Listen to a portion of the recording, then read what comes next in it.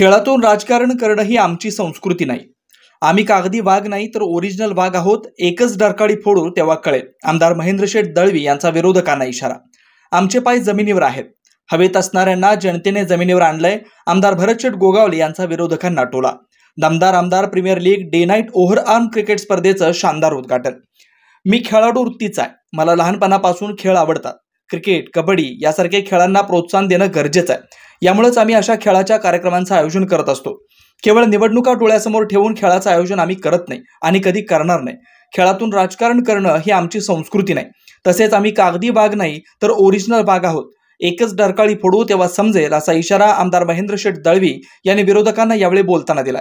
महाराष्ट्राचे आराध्य दैवत छत्रपती शिवाजी महाराज यांच्या पदस्पर्शाने पावन झालेल्या रायगड भूमीमध्ये महाराष्ट्राचे लोकप्रिय मुख्यमंत्री एकनाथ शिंदे यांच्या मार्गदर्शनाखाली अलिबाग, मुरुड, रोहा विधानसभा मतदारसंघाचे दमदार आमदार महेंद्र शेठ दळवी यांच्या आयोजनातून प्रोत्साहित करणारी रायगड जिल्ह्यातील सर्वाधिक पारितोषिके असणारी महेंद्र शेठ दळवी फाउंडेशन पुरस्कृत दमदार आमदार प्रीमियर लीग भव्य Divya day night over arms cricket स्पर्धेचं उद्घाटन सोमवार 4 मार्च रोजी महाडचे आमदार भरत शेठ गोगावले यांच्या प्रमुख उपस्थितीत करण्यात आलं।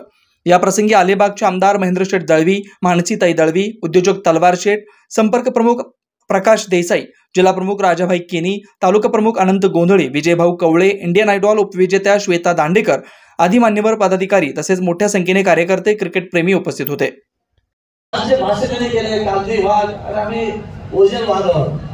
आमचे एक दरम्यान पुढे तुम्ही पुढच्याकडे जाल, पण खऱ्या अर्थाने रायगडच्या जनतेने आदरणीय महाराष्ट्राचे मुख्यमंत्री शिंदे साहेबांच्या वरती वृत्तांत खरीद केलाय आणि त्यांच्या आम्ही तिने शिकलेलो आहोत। कधी ना हार मानणार आहोत। हा चित्र वेगळं आहे। त्याच्याकडे लोकसभेच्या निवडणुकीनंतर विधानसभा निवडणुका आहेत। चित्र स्पष्ट होईल। इलेक्शन आलं की कुठल्या तरी इव्हेंट करून आपल्याला सिद्ध करणं असं कधी होत नाही आहे। जनमानसामध्ये काम जर राहिलं पाहिजे आणि म्हणून भाऊ बोलल्याप्रमाणे विरोधक एक वेगळ्या चेहरा घेऊन मैदानामध्ये येत आहे की ते कधीच लोक स्वीकारणार नाही आहेत। आणि म्हणून भरत शेठ असेल, आमचे महेंद्र तोवे असेल, हे रायगडचे दोन्ही माझे सरकारी आमदार असतील, खूप पराकष्ट करून इथोचा प्रवास केलाय। भरत शेठ खऱ्या अर्थाने 3 वर्षे आमदार आहेत। त्यांची इच्छा असेल पण ते आमदार राहतील, मंत्री राहतील, त्याच्या कामाची पद्धत खूप छान आहे। आमची आहे आणि ती राहील। फार इटोकाट प्रयत्न आरसीएमच्या मुलांचं काम होत नाही। जागा जमीन गेलेल्या 25 वेळेला भानगड केली असेल, दिल्लीपर्यंत जाऊन आला। त्याचा काय मुलगा लागणार नाही, त्याची सून लागणार नाही, का लेख लागणार नाही। परंतु माझे तिथले आमदार जे काय जागा जमीन गेलेले कार्यकर्ते आहेत त्यांची मुलं लागावी, हाच एक शुद्ध हेतू घेऊन हा माणूस दिल्लीपर्यंत त्या दिवशी जाऊन आला, हे आम्ही पाहिलेलं आहे।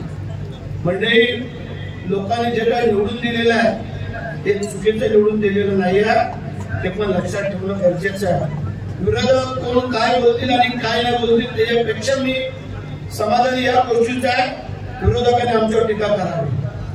जेवढ्या टीका होतील त्यातनं आम्ही जास्त काम करू आणि जास्त मतांनी पुढच्या वेळेला इथून महेंद्र शेठ दळवी निवडून आल्याशिवाय घेणार नाही आहे।